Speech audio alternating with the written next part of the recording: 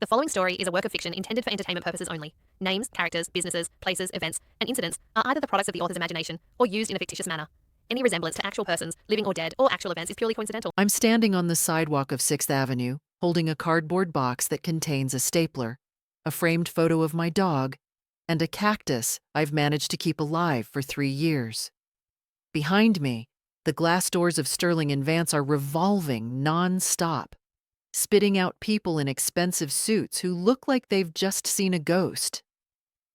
A news van is double parked near the falafel cart, and I can see a reporter frantically gesturing at the Sterling and Vance logo in the lobby. I should probably feel sad. I mean, I'm technically unemployed as of 10 minutes ago. But the only thing I can feel, looking at the chaos I single-handedly caused, is a deep, warm sense of satisfaction. Because here's the thing about corporate ladders. Sometimes the people at the top aren't there because they climbed. They're there because they're sleeping with the person on the rung above them, and if you kick the ladder hard enough, they all come tumbling down. To understand why I blew up a billion-dollar ad agency, you have to understand what it was like when I started there 2 years ago. Getting a job at Sterling and Vance was supposed to be the golden ticket. I was 24, fresh out of a state school, and somehow I'd landed an executive assistant role supporting the creative department. During the interview, the HR director, a woman named Veronica, made it sound like I was joining a family. I remember her sitting across from me in this glass-walled office that cost more than my parents' house, smiling this perfect, practiced smile. She told me that at S&V, they valued integrity and transparency above everything. She said they were a culture of trust. I believed her. That was my first mistake. The first 6 months were a blur of late nights, free sushi, and the kind of adrenaline high you get from working on Super Bowl commercials. I loved it. I loved the energy. I even liked my boss, a creative director named Elias. He was chaotic and loud, but he seemed brilliant.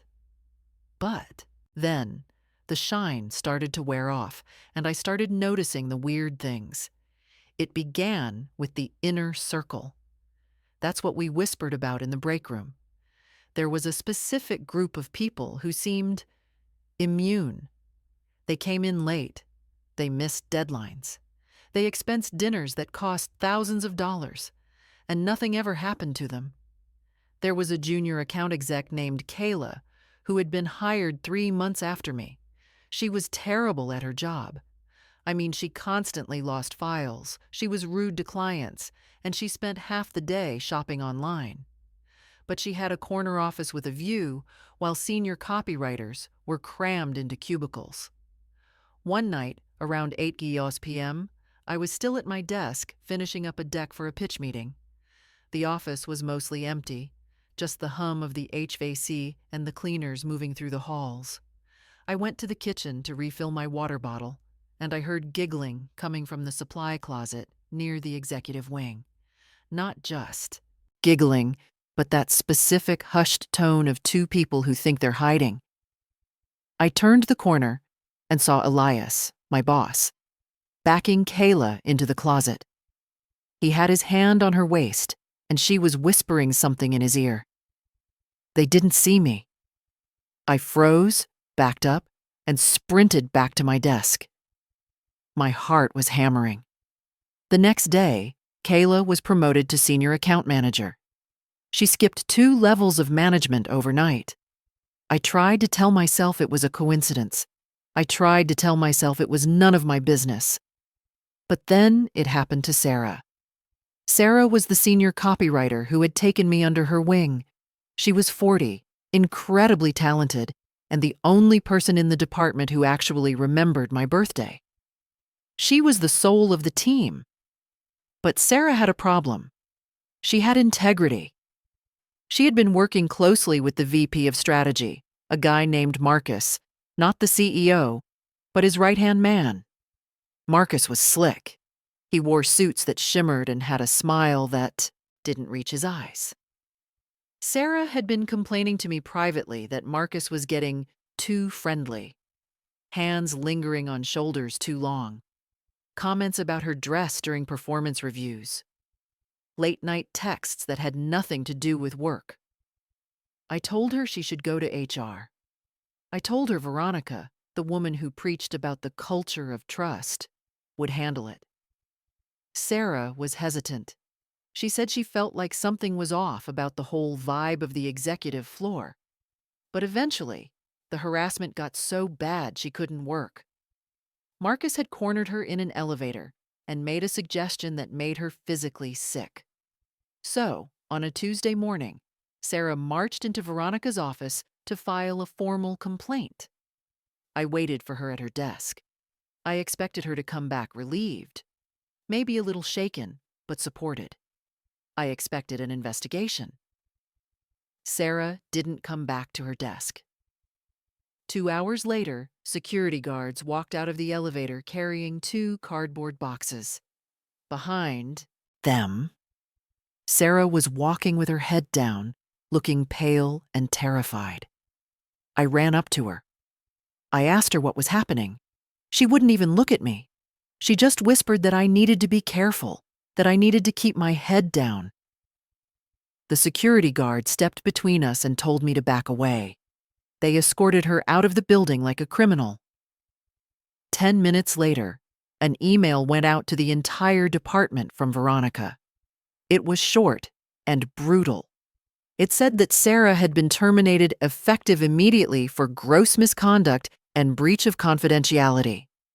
I stared at the screen, my hands shaking. Sarah? Gross misconduct? The woman who stayed late to help interns fix their resumes? I knew it was a lie, and I knew exactly who was behind it. That evening, I did something stupid. I went to the bar where Sarah usually grabbed a drink after a bad week, hoping she'd be there. She was. She was sitting in the back booth, crying into a gin and tonic. I sat down opposite her and asked her to tell me the truth. She looked around the bar to make sure no one from the office was there. Then she leaned in. Her voice was trembling. She told me that when she went into Veronica's office, Veronica didn't take notes. She didn't open a file. She just listened. And then she smiled that same perfect, practiced smile. Sarah said Veronica told her that accusations like this can ruin careers, Sarah, especially yours. Veronica told her that Marcus was a valuable asset to the company and that Sarah's performance had been slipping lately. Then Veronica pulled out a file. It was full of fabricated complaints, fake emails from clients saying Sarah was rude, time logs that had been doctored to show she was late. Veronica gave her a choice: sign a non-disclosure agreement and resign with a small severance, or be fired for cause with no reference and have her reputation destroyed in the industry. Sarah signed. She had a mortgage. She had kids. She didn't have a choice. As I listened to Sarah, something inside me snapped. It wasn't just sadness anymore. It was a cold, hard rage. They had destroyed a good person to protect a predator. But what Sarah said next was the key that unlocked everything. She wiped her eyes and told me something odd. She said that while she was in Veronica's office, getting fired, Marcus walked in. He didn't knock. He just walked in, poured himself a coffee from Veronica's private machine, and winked at her. Sarah said the way they looked at each other. It wasn't the look of colleagues handling a crisis. It was intimate. It was familiar. She said Veronica didn't look at Marcus like a subordinate looks at a superior, or even an equal. She looked at him like she owned him, or he owned her. I went home that night, and I couldn't sleep. I kept replaying that look Sarah described.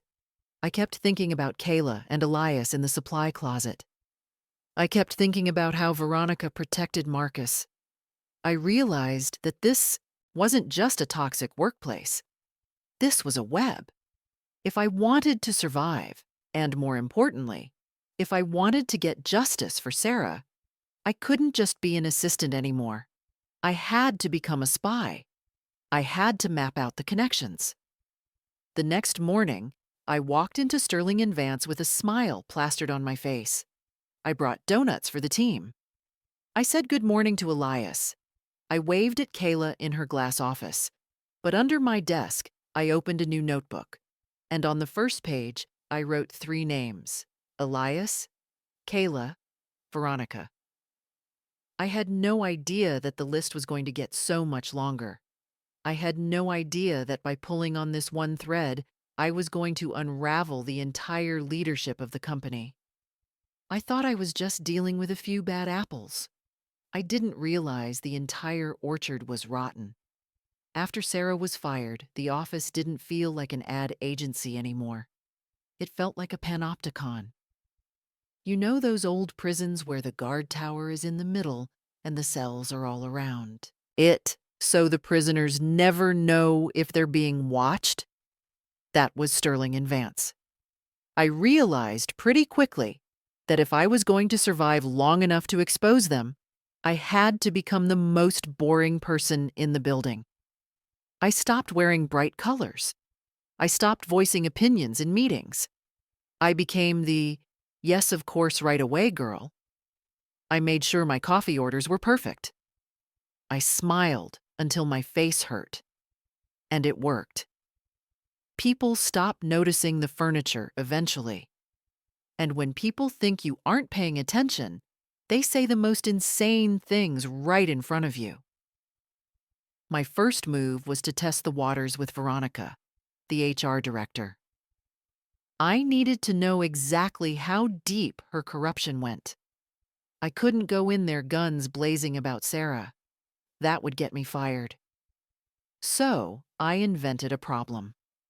I set up a meeting with her and told her very timidly that I was concerned about some discrepancies in the supply budget. I told her it looked like someone was ordering personal items on the company dime. It was small potatoes, totally harmless. But I wanted to see how she handled a whistleblowing moment. Veronica sat behind that pristine glass desk of hers, looking like a shark in a silk blouse. She listened to me, nodded slowly, and then did this thing where she tilted her head and looked at me with pity. She told me that I was overthinking things. She said that sometimes being new to the corporate world can make standard procedures look suspicious to the untrained eye. She asked me if I was feeling stressed. She asked if I was having trouble adjusting to the workload. By the time I walked out of her office, she had me questioning if I'd even seen the budget numbers correctly. That was her superpower. She didn't just lie. She rearranged your reality until you thanked her for it. That was the gaslighting. If she could do that with a stapler budget, I knew exactly how she had crushed Sarah's sexual harassment claim. But she made a mistake. She underestimated the visibility of an executive assistant. See, EAs run the world. We manage the calendars. We book the flights. We see the receipts. And most importantly, we have the passwords. I started staying late. Just catching up on filing, I'd tell the security guard, Earl. He liked me because I always asked about his grandkids. Once everyone was gone, I started cross-referencing calendars. I started with Elias, my boss, and Kayla, the new favorite.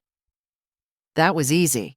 Every time Elias had a client pitch at the Soho house, Kayla had a site visit in the same neighborhood.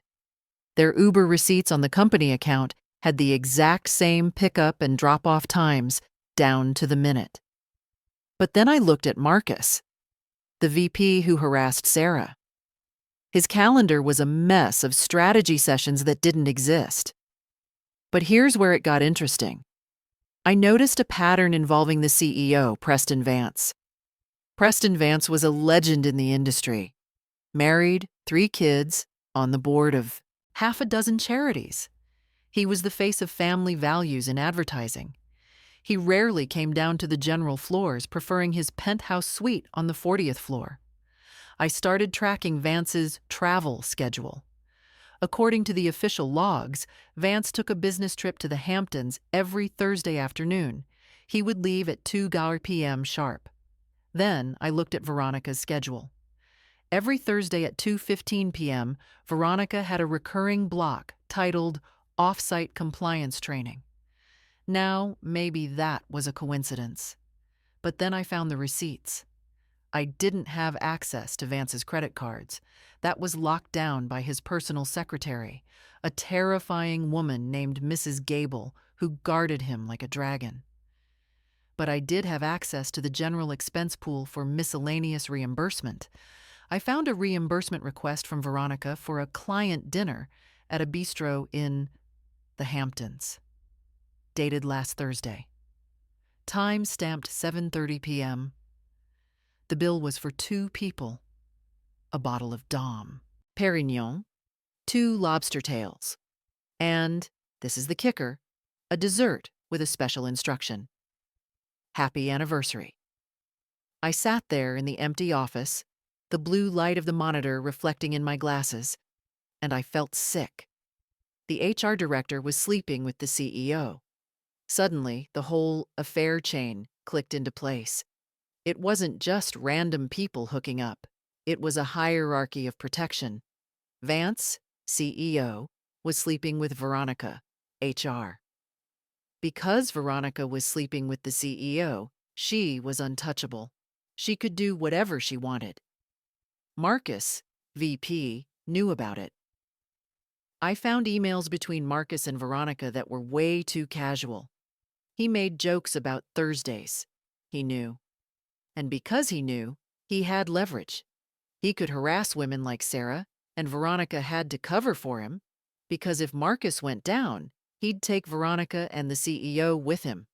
Elias, creative director, was just a beneficiary of the toxic culture. He saw that the rules didn't apply to the big dogs, so he figured they didn't apply to him either. It was a perfect ecosystem of mutual destruction. If one domino fell, they all fell. I needed help. I couldn't download all this evidence myself without triggering IT alerts. The system flagged large downloads, especially from executive folders. I needed someone who knew how to bypass the filters. That's when I thought of Leo. Leo was a junior analyst in the data department. We ate lunch together sometimes. He was cynical, funny, and constantly complained about how the company's proprietary algorithm was just a spreadsheet held together by duct tape. He hated the management. He called them the oligarchy. I found him in the break room one afternoon. He was staring at the coffee machine like he wanted to punch it. I asked him if he wanted to get a drink after work, not a date. "Oh, we need to talk, drink." He looked at me, confused, but agreed. We went to a dive bar 3 blocks away, somewhere no one from Sterling and Vance would ever be. Caught dead, I bought him a beer. Then I leaned in and told him everything. I told him about Sarah. I told him about Elias and Kayla. And then I told him about Vance and Veronica. I watched his face go from skeptical to horrified to excited. "You're telling me," Leah whispered, looking around the bar, "that the reason I didn't get my bonus last year is because the HR director is blowing the CEO in the Hamptons." I told him that was exactly what I was saying. Leo took a long sip of his beer. "Okay," he said. "I'm in. What do you need?" I told him I needed the ghost file. I needed a way to archive emails, Slack messages, and calendar logs without leaving a digital footprint. I needed him to create a backdoor for me. Leo grinned. It was a nervous grin, but it was real. "I can do better than that," he said. "I can get you access to the voice-to-text logs." I almost dropped my drink. "The what?" "The executive conference rooms," Leo explained. "They have those smart systems for transcribing meetings, but nobody ever turns the microphones off. The system just archives the audio in a temp folder on the server. Most of it gets deleted after 30 days. But if we move fast..." My heart started racing. If we could get audio, that was the nail in the coffin. But then, just as we were plotting, my phone buzzed on the table. It was a text message. It was from Veronica. "Jamie, can you come to my office first thing tomorrow morning? We need to discuss your future at the firm." I froze. I looked at Leo. He looked at the phone, then back at me. "Do you think she knows?" he asked. "I don't know," I said. My hands were shaking again. "But if she does, I'm dead." I didn't sleep that night. I laid in bed staring at the ceiling, wondering if I had slipped up. Had I left a file open? Had I looked at a calendar too long? Or was this just another test? The next morning, I walked into the building feeling like I was walking to the gallows. I went up to the HR floor. The glass doors slid open. Veronica was standing there, holding a file. She wasn't smiling this time. She waved me in and closed the door. The sound of the latch clicking shut sounded like a gunshot. "Sit down, Jamie," she said. I sat. "I've been reviewing the access logs for the executive calendars," she said, her voice ice cold. "And I noticed that your login has been very active lately." My stomach dropped through the floor. This was it. Game over. I stared at Veronica, my heart hammering against my ribs like a trapped bird. She knew. She had to know. The silence in the office stretched so tight I thought it would snap and take my head off. But then I remembered something about corporate narcissists. They always think everything is about them, but they also think everyone beneath them is an idiot. I forced myself to look confused. I widened my eyes and let my shoulders slump. I told her she was right. I told her I had been all over the calendars because Elias, my boss, had double booked himself 3 times last week and missed a client call, and he had screamed at me to fix his life. I told her I was frantically cross-referencing everyone's availability to reschedule the creative syncs so Elias wouldn't fire me. I made myself sound pathetic. I made myself sound like a scrambling, overwhelmed assistant, terrified of her boss. Veronica stared at me for another long second. Then, the ice in her eyes melted into that familiar, condescending pity. She sighed. She told me that Elias could indeed be difficult, but that I needed to respect protocol. She said she was going to restrict my administrative access to prevent further confusion. I thanked her. I actually thanked her. I walked out of that office with my knees shaking, sweating through my blouse. I had survived, but I had lost my eyes. She had locked me out of the calendars. I went straight to Leo's desk in the IT basement. He looked pale. I told him we had to move fast. Veronica was suspicious, and once she started digging deeper, she'd see that my calendar checks were looking at dates from 6 months ago, not future meetings. "We need the audio," I told him. "Tonight?" Leo swallowed hard. He told me that to pull the audio logs from the executive conference room without triggering the new security flags Veronica had just installed, he couldn't do it remotely. He needed physical access to the server port in the conference room itself. The problem? That conference room was on the 40th floor, the executive floor, and it was always locked. Except for tonight.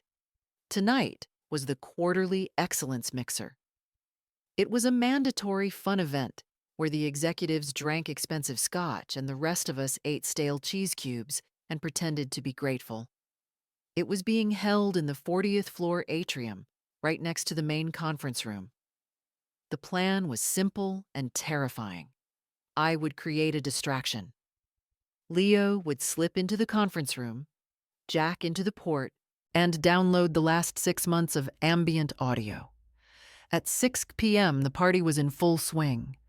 The 40th floor was a sea of black suits and cocktail dresses. I saw Marcus holding court near the bar.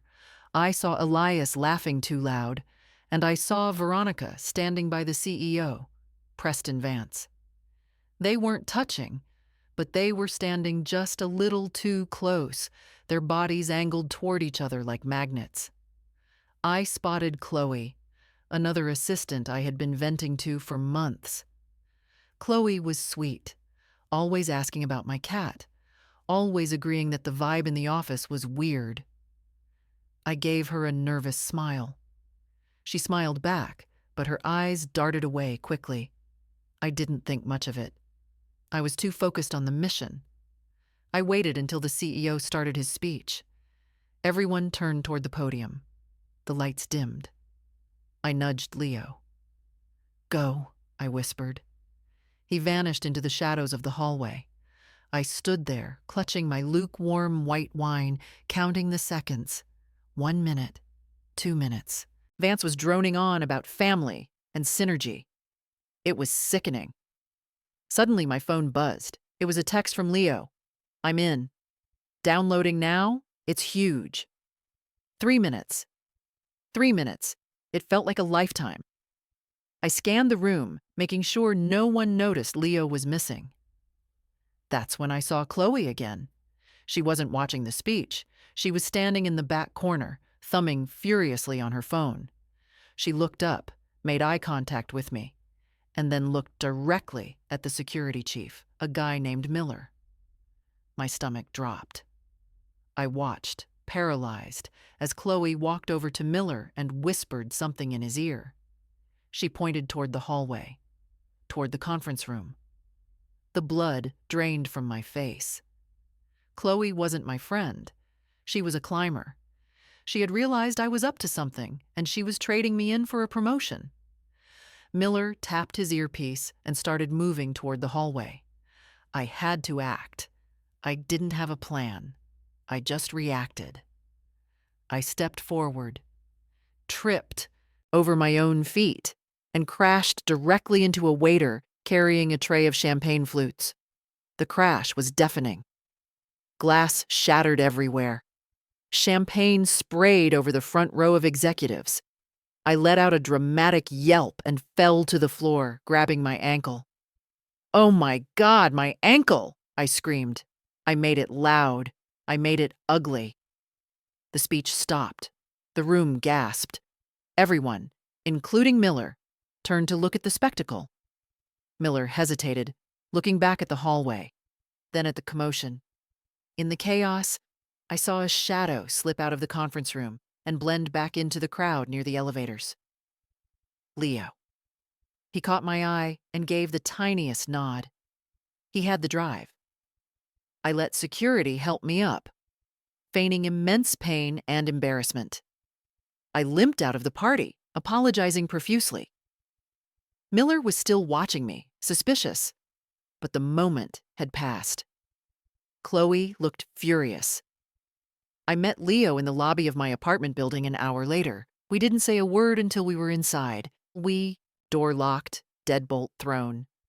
We plugged the drive into my laptop. The files were there.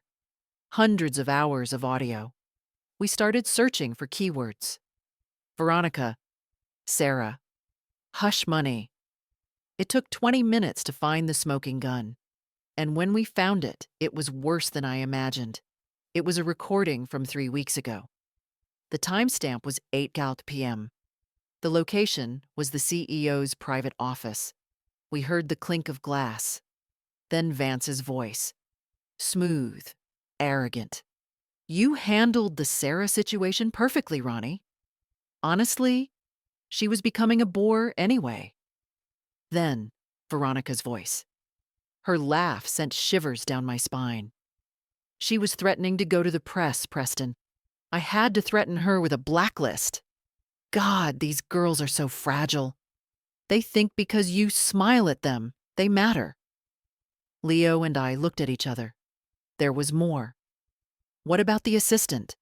The one with the glasses?" "Jamie?" Vance asked. "She's harmless," Veronica said. "A worker bee. I have her, terrified of her own shadow. But keep Marcus on a leash, will you?"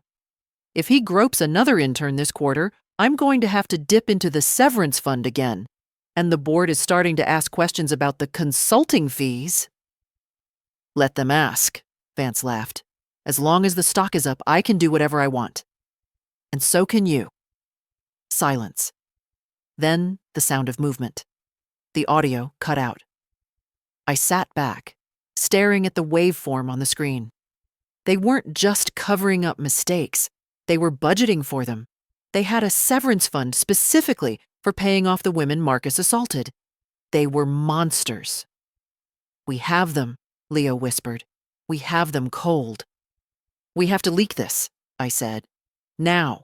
Tonight. Wait, Leo said, looking at his phone. Jamie, look at the company Slack. I opened the app. My account was locked. They know, Leo said, his voice trembling. Chloe must have told them everything she suspected. They're locking us out. Then my personal cell phone rang. It was a private number. I answered it. Jamie? Veronica's voice purred. Why don't you come back to the office? We need to have a little chat about that scene you caused at the party. And bring your friend, Leo. She knew. I quit, I said. You can't quit, she laughed. Because if you walk away now, I'll make sure you're arrested for corporate espionage. I have video of Leo entering the server room. Come in, Jamie. Let's make a deal. I hung up. I looked at Leo. He looked like he was about to throw up. She has video, he said. She can send us to jail. She has video of you entering a room, I said, my voice hardening. We have audio of her admitting to fraud, sexual harassment cover-ups, and misuse of company funds. I pulled up the contact page for the New York Times, the Wall Street Journal, and Gawker. We're not going back to the office, Leo, I said. We're going to burn it down. There is a specific kind of silence that happens after you press send on an email that you know is going to destroy people's lives. It's not a peaceful silence. It's the sound of a fuse burning down. Leo and I sat in my living room at 3 a.m. on Saturday morning. We had just sent the ghost file, 4 gigabytes of audio logs, emails, and calendar cross-references, to a journalist at the New York Times named Keller. He was famous for tearing apart tech CEOs, and we knew he'd be hungry for an ad agency scandal. We didn't sleep all weekend. Veronica called my phone 14 times. I didn't answer. I just watched the screen light up, visualizing her face getting tighter and tighter with every ring. She left voicemails ranging from, I just want to help you, Jamie, to, you are making a catastrophic mistake that will follow you forever. She was right. It was catastrophic, just not for me. Monday morning arrived with a gray, drizzly sky. The article dropped at 6:45 a.m. The headline was simple, brutal, and perfect. The Love Chain. How Sterling and Vance built an empire on harassment and hush money. I dressed in my best suit. I drank a cup of coffee. And then I took the subway to the office. I didn't have to go in. Technically, I could have just mailed in my resignation. But I wanted to see it.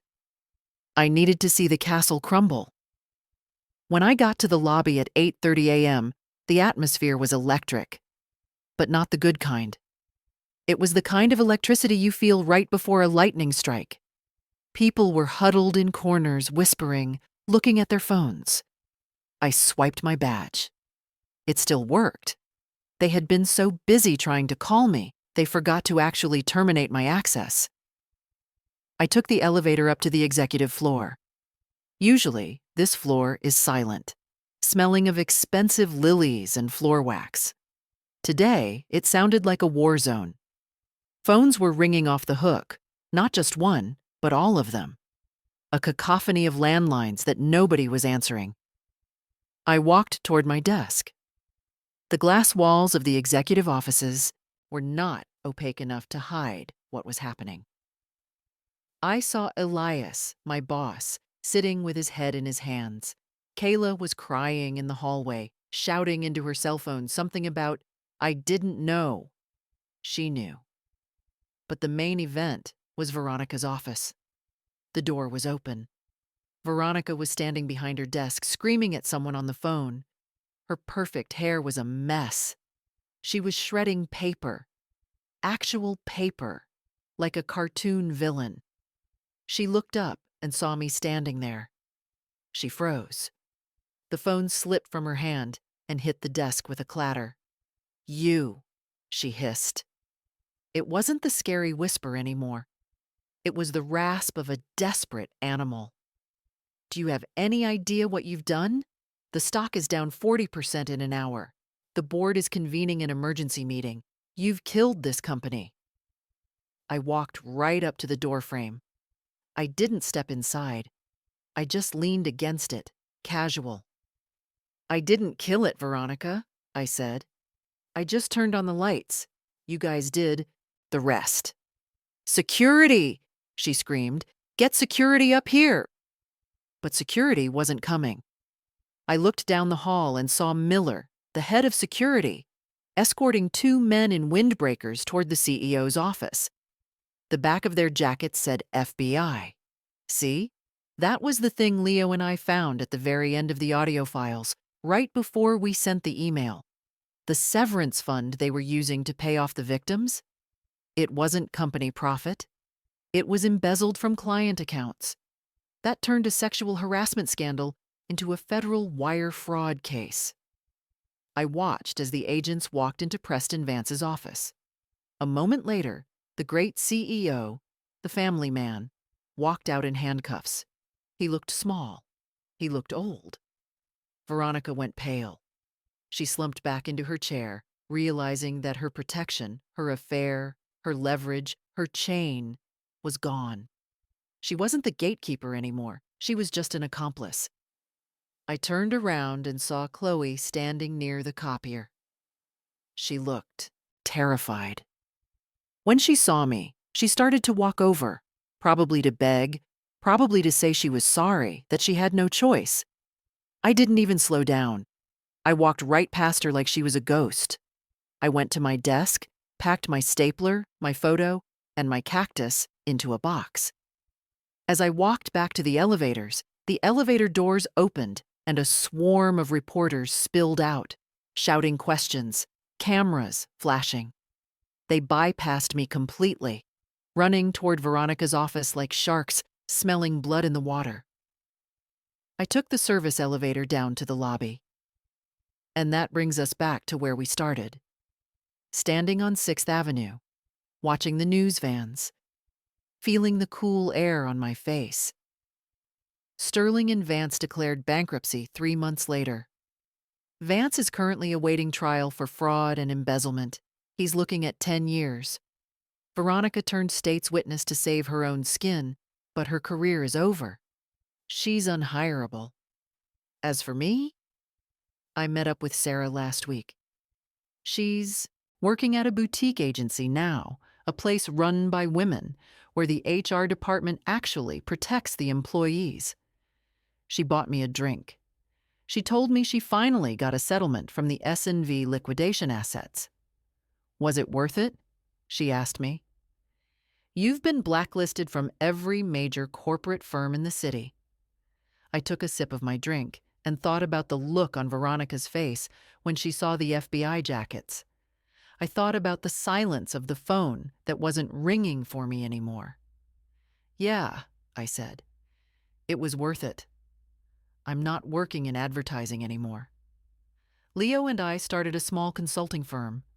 We help companies audit their digital security. But specifically, we help whistleblowers get their evidence out safely, because there are a lot of golden cages out there. And someone needs to hold the keys. Thanks for watching and listening to Manhattan Exposes. What story would you like to hear next? Drop it in the comments below, and kindly leave a like and subscribe to hear more stories like this. Until next time.